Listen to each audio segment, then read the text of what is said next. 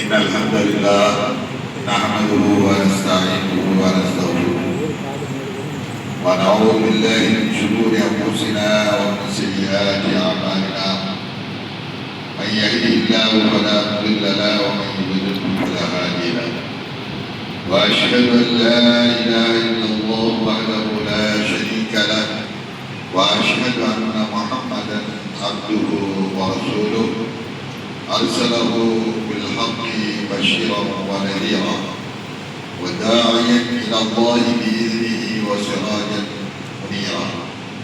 اللهم صل على محمد وعلى آل محمد كما صليت على إبراهيم.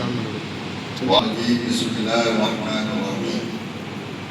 يا أيها الناس اتقوا ربكم الذي خلقكم من نفس واحدة وخلق منها زوجها وبث منهما رجالا كثيرا ونساء واتقوا الله الذي تساءلون به والأرحام إن الله كان عليكم رقيبا.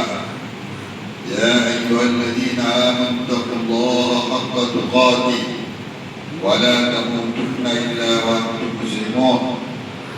يا أيها الذين آمنوا اتقوا الله وقولوا قولا سديدا يصلح لكم أعمالكم ويغفر لكم ذنوبكم ومن يطع الله ورسوله فقد فاز فوزا عظيما. அளவற்ற அருளாளனும் நிகரில்லா கருணையாளனுமான எல்லாம் வல்ல ஏகநாயகன் வல்ல அல்லாஹ்வுக்கே புகழனைத்தும் உண்டாகட்டுமாக. அவருடைய ஸலவாத்தும் ஸலாமும் அல்லாஹ்வுடைய இறுதி தூதர் ரஹ்மத்துல் ஆலமீன் அகிலத்தின் அருள்கொடை முஹம்மது நபி ஸல்லல்லாஹு அலைஹி வஸல்லம் அவர்கள் மீதும் அவர்களுடைய வாழ்க்கை நெறியை பின்பற்றி வாழ்ந்த உத்தம நபித்தோழர்கள் ஏனைய அல்லாஹ்வுடைய நல்லடியார்கள் இங்கே குடிமரிக்கக்கூடிய நம் அனைவர் மீதும் என்பதற்கு உண்டாகட்டுமாக. அன்புக்குரிய மணமகள் மற்றும் மணமகளுடைய பெற்றோர்கள், மணமகள் மணமகளுடைய பெற்றோர்கள், உறவினர்கள், சொந்த பந்தங்கள், நண்பர்கள் அனைவர்களுக்கும் அஸ்ஸலாமு அலைக்கும் வரஹ்மத்துல்லாஹி வபரகாத்துஹு. அல்லாஹ்வுடைய பேருதவியால் அவனுடைய கிருபையினால் அவன் மனித சமூகத்திற்கு வழிகாட்டியாக அனுப்பிய ஒப்பற்ற தலைவர் முஹம்மது நபி ஸல்லல்லாஹு அலைஹி வஸல்லம் அவர்களுடைய அறிவுரைக்கேற்ப அவர்களுடைய வழிமுறையை பின்பற்றி நிக்காஹ் என்கின்ற திருமண ஒப்பந்த நிகழ்ச்சியிலே நாம் எல்லாம் பங்கு பெற்றிருக்கின்றோம். திருமணம் என்பது வாழ்க்கையினுடைய வழிமுறைகளிலே ஒரு அம்சமாக இருந்து கொண்டிருக்கிறது. திருமணம் மனித வாழ்க்கையிலே இன்றியமையாத ஒன்று. இந்த திருமணம் அந்த திருமணத்தை தூங்குகின்ற வாழ்க்கையிலே ஒரு இன்பகரமான ஒரு அடியெடுத்து வைக்கின்ற ஒரு படிக்கல்லாக இந்த திருமண ஒப்பந்தம் இருந்து கொண்டிருக்கிறது. திருமணத்தை பொறுத்தவரையிலே அன்றாடம் நம்ம சமூகத்திலே நிறைய நடந்து கொண்டிருக்கின்றன. காலையில் கூட ஒரு திருமணத்திலே நாம் பங்கு பெற்றோம். என்கிற மாதிரி மகானை போன்ற ஒரு இளைஞர் அவருடைய திருமணத்திலே நாம் பங்கு பெற்றோம். நிறைய திருமணங்கள் நமது சமுதாயத்திலே ஆங்காங்கே நடைபெற்றுக் கொண்டிருக்கின்றன.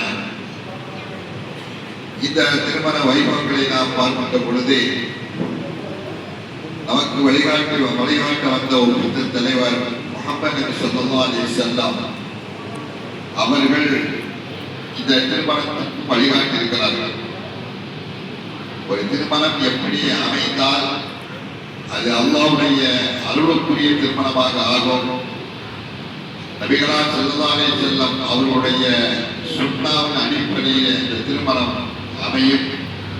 அதன் மூலமாக அல்லாஹ்விடத்திலே நமக்கு நற்கூலியும் நற்பாக்கியங்கள் கிடைக்கும் என்கின்ற வழிமுறையை அல்லாஹ்வுடைய தூதர் நமக்கு தெளிவாக சொல்லிவிட்டு சென்றிருக்கிறார்.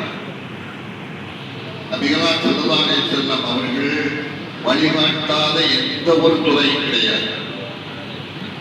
மனித வாழ்க்கையிலே அன்றாடம் காலையில் எழுப்புவதிலிருந்து இரவு படுக்கைக்கு செல்வது வரை இடைப்பட்ட நேரங்களிலே அன்றாட வாழ்க்கையிலே நாம் எத்தனை துறைகளை சந்திக்கிறோம், அத்தனை துறைகளுக்கும் அத்தனை பிரச்சனைகளுக்கும் அல்லாஹ்வுடைய தூதர் ஸல்லல்லாஹு அலைஹி வஸல்லம் அவர்கள் இப்படித்தான் உங்களுடைய வாழ்க்கை முறையை அமைத்துக் கொள்ள வேண்டும் என்று வழிகாட்டி விட்டு சென்றிருக்கிறார்கள்.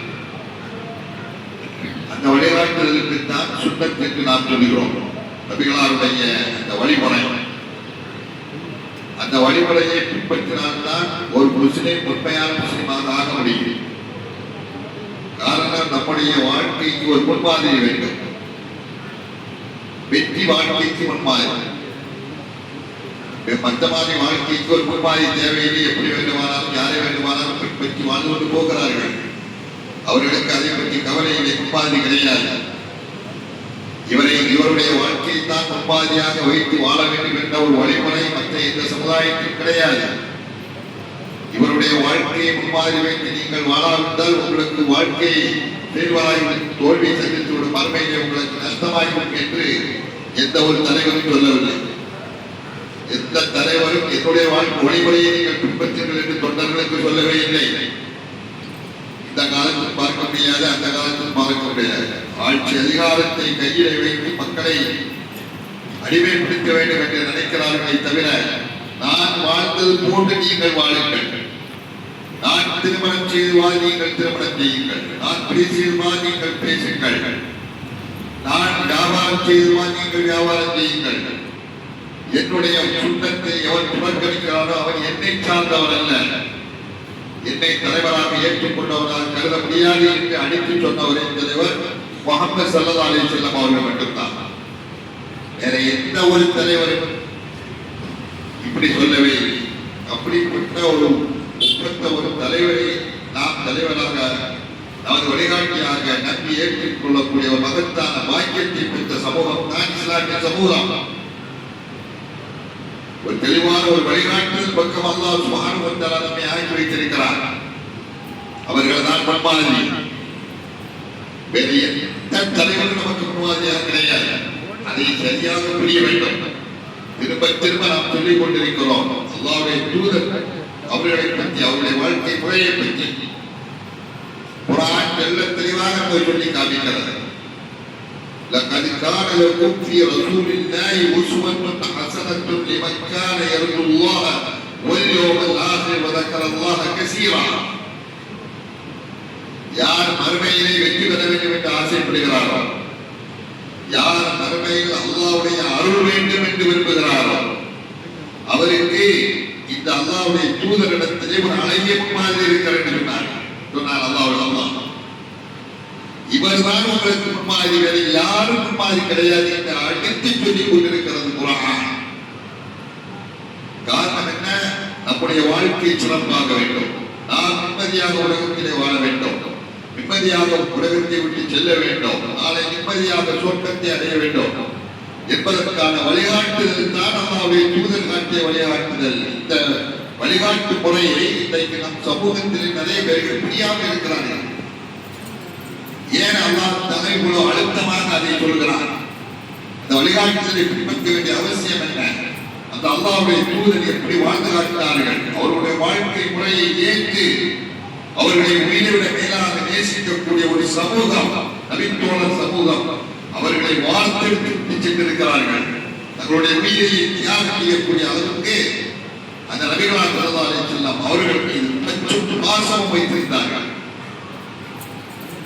எனவே அப்படிப்பட்ட அந்த வழிகாட்டுதல் நம்முடைய வாழ்க்கையிலே வர வேண்டும். அதை நாம் தெரிய வேண்டும். அவர்கள் எப்படி வாழ்ந்தார்கள் என்று புரிய வேண்டும். அல்லாஹ்வை எப்படி நம்ப வேண்டும், அல்லாஹ்வுடைய தூதரை எப்படி பின்பற்ற வேண்டும் என்கின்ற இந்த வழிமுறைகளை தெரியக்கூடிய விஷயத்தில் இளைஞர்கள் மிக பின்தங்கி இருக்கக்கூடிய ஒரு கால சூழ்நிலையில் அல்லாஹ்வுடைய உரிமையினால் ஆங்காங்கே பல இளைஞர்கள் இன்றைக்கு மார்க்கத்தை தெரிய வேண்டும் என்ற ஆர்வத்தோடு இருக்கிறார்கள். அப்படிப்பட்ட இளைஞர்களுக்கு வரிசையிலே ஒருவராகத்தான் இன்றைய மணமகனாக இருக்கக்கூடிய பரஹான். அவரை பொறுத்தவரையிலே மிக ஆர்வம் உள்ள, மார்க்கத்தை தெரியக்கூடிய விஷயத்திலே மிக ஆர்வம் உடையவர். மார்க்கத்தை சரியான கோணத்திலே யார் விளக்குகிறார்களோ தெளிவுபடுத்துகிறார்களோ அவர்கள் எங்கிருந்தாலும் போய் படிக்க வேண்டும் என்ற ஆர்வம் கொண்டவர். மார்க்க விஷயத்தில் கொள்கை சார்ந்த விஷயங்கள், அல்லாஹ்வுடைய தூதரை பற்றிய விஷயங்கள், அல்லாஹ்வுடைய தூதருடைய வாசகத்தை வார்த்தெடுத்த உத்தம நபித்தோழருடைய வாழ்க்கை வரலாறை தெரிய வேண்டும் என்ற விஷயத்திலே ஆர்வம் எந்த அளவுக்கு போட்டாருமே பொழுது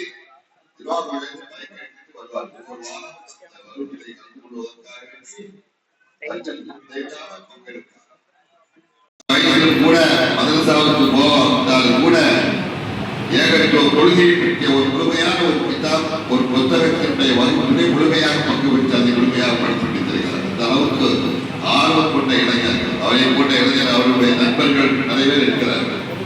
நிர்வாகம் இருக்கிறார்கள், கோட்டாளர் இருக்கிறார்கள். பல பகுதியிலே அவருக்கென ஒரு நண்பர் வட்டம் இருக்கிறது.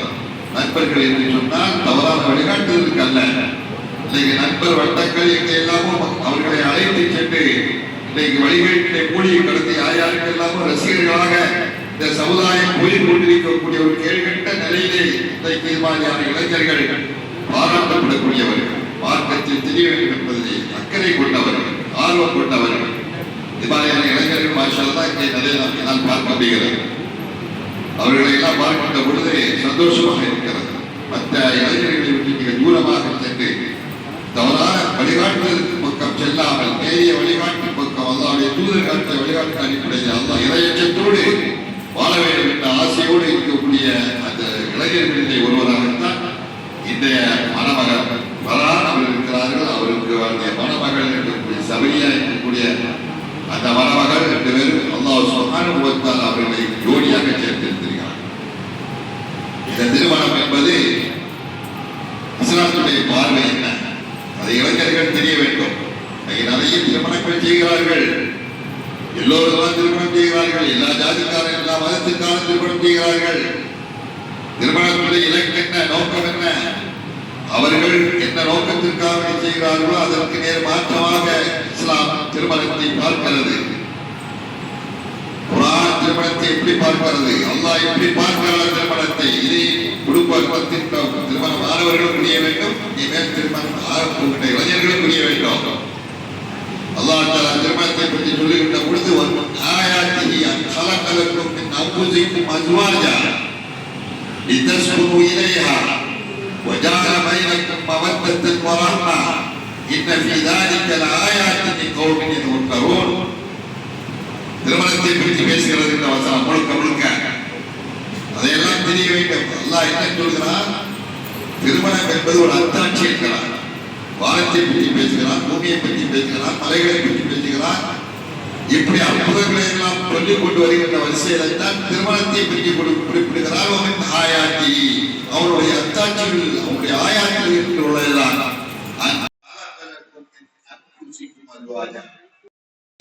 உங்களுக்கான ஒரு ஜோடியை ஏற்படுத்தியிருக்கிறானே, இது அவருடைய அத்தாட்சி. படைத்த இறைவன் சொல்கிறார், யாரும் அரசியல்வாதி சொல்லுகிற ஒரு விஷயம் அல்ல. இறைவனுடைய அத்தாட்சியாக நாம் பார்க்கிறோம் திருமணத்தை. எதற்காக இந்த திருமணம்? இரு உடல்கள் ஒன்று சேர்கின்ற ஒரு உறவு. எங்கோ இருக்கின்ற ஒரு மணமகளும் இன்னொரு மணமகளும் அவர்கள் இதற்கு முன்னால் அறிந்திருக்க மாட்டார்கள், புரிந்திருக்க மாட்டார்கள். அல்லாஹ் சேர்த்து வைத்திருக்கிறார். எப்பொழுது அவர்கள் மத்தியில் பேசி முடிவு செய்கிறார்களோ அப்பொழுதுதான் புரிகிறது இது அல்லாஹ்வால் ஏற்படுத்தப்பட்ட ஒரு பொருட்தான். இதுதான் ஜோடி பொருட்தான், அல்லாஹ்வால் ஏற்படுத்தக்கூடியது. எதற்காக இந்த திருமணம்? உயர்ந்த ஒரு தத்துவத்தை அது சொல்லி காட்டுகிறது. அவர்கள் அமைதி பெற வேண்டும். அமைதியை தேடி செல்கின்ற கணவன் மனைவிடத்தில் அமைதியை தேடி செல்வார், மனைவி கணவனிடத்திலே அமைதியை தேடி செல்கிறார். மனத்திற்கு நிம்மதி வேண்டும், அது மனைவியிடத்தில் தான் கணவனுக்கு கிடைக்கும். கணவனுக்கு நிம்மதி வேண்டும், அது மனைவியிடத்தில் கிடைக்கும். மனைவிக்கு நிம்மதி கணவனிடத்தில் கிடைக்கும். அங்கே கிடைப்பது மாதிரியான நிம்மதி வேறு யாரிடத்தில் கிடைக்காது. தாயிடத்திலும் கிடைக்காது, தந்தையிடத்திலும் கிடைக்காது, சகோதரிடத்திலும் கிடைக்காது. இல்லற வாழ்க்கையிலே ஈடுபட்டவர்களுக்குத்தான் அந்த நிம்மதி தெரியும், நிம்மதியை பற்றி தெரியும். அது மட்டுமல்ல, அல்லாஹ் சொல்கிறார், வஜால பைனக்கும் மவத்தத்தன் வரஹ்மா. உங்களுக்கு இடையிலே அல்லாஹ் சுப்ஹானஹு வ தஆலா அன்பு, பாசம், சந்தோஷம், மகிழ்ச்சி எல்லாவற்றையும் அல்லாஹ் தஆலா ஏற்படுத்துகிறார். அல்லாஹ் தஆலா தான் இந்த மஹப்பத்தை, இந்த பாச உறவை ஏற்படுத்துவது அல்லாஹ் தான். இதுதான் மகத்தான ஒரு அத்தாட்சி. அது திருமணம் செய்தவர்களுக்கு அங்கே அடங்கி கிடக்கின்ற ஆயிரம் தத்துவங்கள் அது அவர்களுக்கு தான் புரியும். எனவே இந்த திருமணத்தை பற்றி இஸ்லாம் பேசுகின்ற பொழுது இரண்டு பேர்களும் மணமகளும் மணமகளுமாக தேர்வு செய்து வாழ்க்கையை ஒப்பந்தத்தை செய்து அந்த வாழ்க்கையை என்ற அந்த முறைகளை அணியெடுத்து வைக்கின்ற பொழுது பலவிதமான நெருப்பு சுழிவுகளை வாழ்க்கையில் சந்திக்க வேண்டியது வரும். வாழ்க்கை என்பது விசாலமானது, ஏற்ற தாழ்வு கொண்டது, ஏற்ற இறக்கங்கள் இருக்கும், சந்தோஷம் இருக்கும், வாழ்க்கையில கஷ்டம் இருக்கும், எல்லா பிரச்சனைகளையும் சந்திக்க வேண்டும். அவை சந்திக்கக்கூடிய அந்த விஷயங்களிலே கணவனுக்குள்ள உரிமை என்ன, கணவனுக்குள்ள கடமை என்ன, மனைவியாக வரக்கூடிய அவளுடைய கடமை என்ன, அவளுக்குண்டான உரிமை என்ன, எல்லாம் குர்ஆன் பேசுகிறது. இரண்டு பேர்களுக்கும் சம அந்தஸ்திலே உரிமைகளும் கடமைகளும் இருக்கின்றன. ஒரு சமத்துவத்தை பற்றி குர்ஆன் மனிதர்களுக்கிடையே கணவன் மனைவிகளிடையே சொல்கிறது என்று சொன்னால் அது இல்லற வாழ்க்கையில் அவர்கள் சந்திக்கக்கூடிய அந்த விஷயத்தில் தான் அல்லாஹ் தஆலா சமத்துவம், சம அந்தஸ்து, கணவருக்கு என்ன ரைட் இருக்கிறதோ அதே ரைட் மனைவிக்கு, கணவருக்கு என்ன கடமை இருக்கிறதோ அதே கடமை மனைவிக்கு, எந்த விதமான பாகுபாடு கிடையாது. அதை குர்ஆன் அழுத்தமாக ஒரு ஓமானத்தை சொல்லி சொல்கிறது. உன்ன லிபாசுல் லக்கும் அன்தும் லிபாசுல் லஹும். மனைவிகளாகிய அந்த பெண்கள் உங்களுக்கு ஆடையாக இருக்கிறார்கள், கணவர்களாகிய நீங்கள் அந்த மனைவிகளுக்கு ஆடையாக இருக்கிறீர்கள். அல்லாஹ் தஆலா கணவனையும் ஆடை என்று சொல்கிறார், மனைவியையும் ஆடை என்று சொல்கிறார். ஆடை என்றால் அந்த வார்த்தை லிபாஸ், ஆடை. அந்த ஆடை என்னவெல்லாமோ செய்கிறது. அந்த ஆடைக்கு எத்தனையோ விதமான பண்பு இருக்கிறது, எத்தனையோ முறைகளை மறைக்கிறது, அலுவலுக்கானதை மறைத்து காட்டுகிறது. அப்படி மறைக்க வேண்டிய அந்த பண்பு கணவனுக்கு இருக்கிறது, மனைவிக்கு இருக்கிறது, ரெண்டு பேருக்கு பொறுப்பு இருக்கிறது என்று குர்ஆன் ஒரு சின்ன ஓமானத்தின் மூலமாக எத்தனையோ குடும்ப வாழ்க்கையை பற்றி சொல்லி காட்டுகிறது. எனவே இது மாதிரியான விஷயங்களை மணமகன் தெரிய வேண்டும், அவர் தெரிந்திருக்கிறார், மணமக்கள் தெரிய வேண்டும், இளைஞர்கள் எதிர்காலத்திலே மனமுடிக்கின்ற அவர்களும் தெரிய வேண்டும், இந்த வாழ்க்கையில் ஈடுபடக்கூடியவர்களும் தெரிந்திருக்க வேண்டும். எனவே இது மாதிரியான இந்த மன முறைகளிலே அல்லாஹ்வுடைய தூதர் காட்டிய அந்த அறிவுரைகள் அதை நாம் பேண வேண்டும், நம்முடைய வாழ்க்கையை பின்பற்ற வேண்டும். இன்னைக்கு இளைஞ சமூகம், இன்னைக்கு இளைய தலைமுறைகள் யார் யாரையெல்லாமோ தலைவராக ஏற்றுக்கொண்டு அவர் மாதிரி நான் பேசுவேன், அவர் மாதிரி நான் வாழ்க்கை நடத்துவேன், இவர் போட்டு எடுப்பேன் என்றெல்லாம் போட்டு போடுகின்ற காலகட்டத்தில் இல்லை. அல்லாஹ்வுடைய தூதர் ரஹ்மத்துல் ஆலமீன் ஸல்லல்லாஹு அலைஹி வஸல்லம் அவர்கள் மாதிரி நான் வாழ்வேன் என்ற ஒரு மன உறுதியோடு தன்னுடைய வாழ்க்கையை அமைக்க முன்வந்த இளைஞர் அன்பு சகோதரர் ஃபர்ஹான் அவர்களும் அவருடைய மனைவி எல்லோரும் சந்தோஷமாக இந்த வாழ்க்கையை அவர்கள் சந்திக்க வேண்டும். வாழ்க்கையில் எல்லா விதமான வளங்களை பெற வேண்டும். அவருடைய வாழ்க்கையில் ஏற்படுகின்ற அத்தனை பிரச்சனைகளுக்கும் குர்ஆன் சுன்னாவும் என்ன தீர்வு கொடுக்கிறதோ அதை ஏற்றுக்கொள்ள வேண்டும். அல்லாஹ்வுடைய தூதர் ஸல்லல்லாஹு அலைஹி வஸல்லம் அவருடைய பாசறைகளை வாக்களிக்கப்பட்ட உத்தம நபித்தோழர்கள் சஹாபாக்கள் எப்படி தங்களுடைய வாழ்க்கைகளை அமைத்துக் கொண்டார்களோ அதே மாதிரி வாழ்க்கையை அமைத்துக் கொள்ள வேண்டும் என்ற ஆர்வத்தோடு இருக்கக்கூடிய அவர்களுக்கு அல்லாஹ் சுப்ஹானஹு வ தஆலா எல்லா விதமான அருள் வாய்ப்புகளை கொடுத்தள்ள வேண்டும் என்று இந்த நல்ல நேரத்திலே நான் அவர்களுக்காக பிரார்த்தித்து அல்லாஹ்வுடைய தூதர் ஸல்லல்லாஹு அலைஹி வஸல்லம் அவர்கள் மணமக்களை வாழ்த்தியது போன்று பாரக்கல்லாஹு லக வ பாரக அலைக வ ஜமஅ பைனகுமா ஃபி கைர். அல்லாஹ் சுப்ஹானஹு வ தஆலா உங்கள் மீது எல்லா விதமான பரக்கத்துகளை தருவானாக. மணமக்களாகிய உங்கள் இருவர்களை நன்மையான எல்லா காரியங்களிலும் ஒன்று சேர்த்தருவானாக என நபிகளார் வாழ்க்கையில் போன்று மணமக்களை வாழ்த்தி விடைபெறுகிறேன். அஸ்ஸலாமு அலைக்கும் வரஹ்மத்துல்லாஹி வ பரகாத்துஹு. இப்பொழுது மணமகளுடைய தந்தை மணவானுக்கு